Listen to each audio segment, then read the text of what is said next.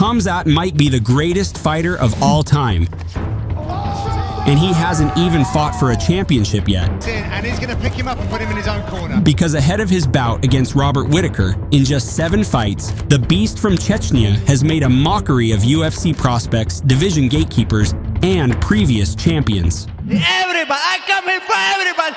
Everybody! But it all started when Khamzat achieved something that had never even been attempted by any other combat sports athlete in history. The guy's special. I've never seen anything like him. Fighting twice in 10 days.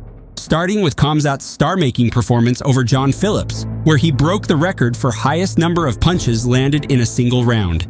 And these weren't just 120 light jabs, they were 120 vicious hammer fist, proving that Khamzat's wrestling-based style is much more than just a takedown. But things didn't end there, because the UFC was hosting a second card there in Abu Dhabi just 10 days later. All the fights that I've had, you've had guys that'll be like, I want to turn around fast and let me see how I feel tomorrow. Let me talk to my team. Dude, this guy's like, I want to fight again here on Fight Island. I was like, really? So I turned him around. I called everybody and said, I'm going to do it. And once again, Khamzat did not get touched once and completely dominated his opponent.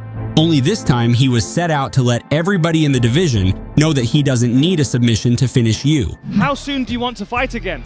Aside from today, obviously, because we're running out of opponents for you. I want to fight today also, brother.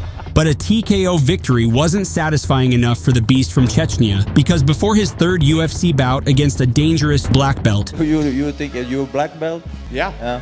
I have blue belt. I'm gonna choke you out. Go ahead and try there, buddy. You have to give me your black belt to me. he promised UFC boss that his knockout power is just as dangerous as his wrestling. And he kept telling me leading up to this fight, you think I'm a wrestler, wait till you see my hands. And in just a few seconds, Khamzat made that point very clear. But success this fast attracts more difficult challengers, because Li Jingliang was set to derail this Khamzat hype train. Unfortunately for Li, Khamzat's hype train was actually more of a rock. Everything has come easy to Khamzat, because Gilbert Burns, a UFC veteran and one of the most dangerous fighters in the division, Of course, it's underdog. King is here. handed Khamzat his first punch in the UFC.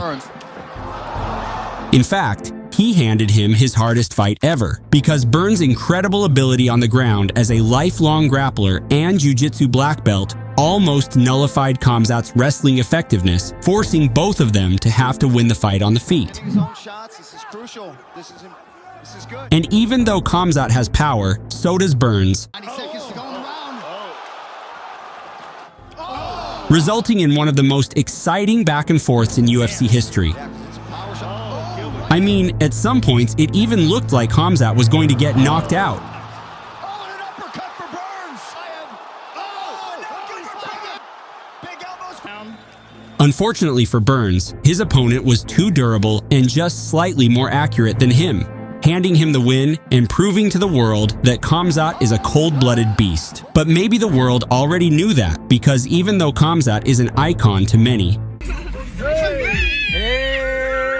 and has a soft spot for struggling people of the world, But in the world, a lot of things happening. In the Instagram, when I went in every day, I see the kids dying, so that's hard. Syria, Afghanistan, Palestine, USA, doesn't matter. Be together. the guys within the UFC probably have something else to say. Said you wanna fuck now? I'm here now. When I hear you, I say right there, he don't come and fuck out. He say you wanna fuck me up, I stay there. He even got an entire press conference canceled due to him starting fights backstage. Yeah, this ain't gonna happen. I apologize, everybody. I'm not gonna tell everybody what went on back here. However many years, 22 years, however long I've been doing this, we've never had an incident like today. Just all hell broke loose out here. And to make it worse, he then proceeded to miss weight by several pounds and then do this. How did you miss weight by that much? Hey, this is Chechnya, mother.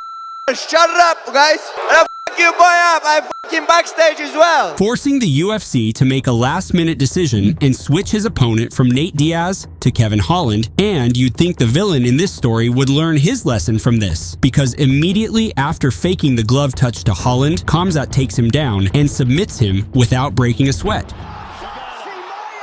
Khamzat Chimaev. Hey, so what now? Say something! All you boys, this is Chechnya.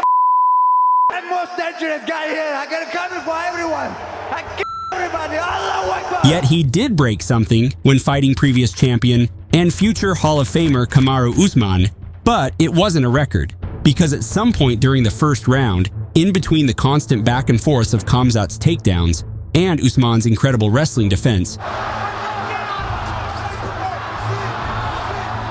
Khamzat broke his hand. I think I broke my hand, man.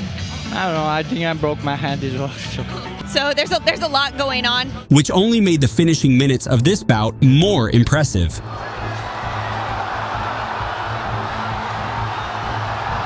Letting everyone know that the Chechen Wolf is here to stay.